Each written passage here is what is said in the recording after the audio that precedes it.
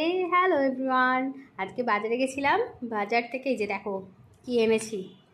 এটা হচ্ছে থোড়, কলা গাছের থোড়।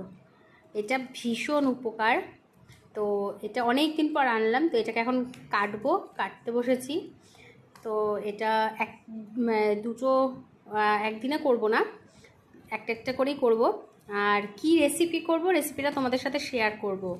থোড়ের একটা নতুন শিখেছি, অনলাইন থেকেই শিখেছি একটা থোড়ের নতুন রেসিপি, ওটা একদিন করব।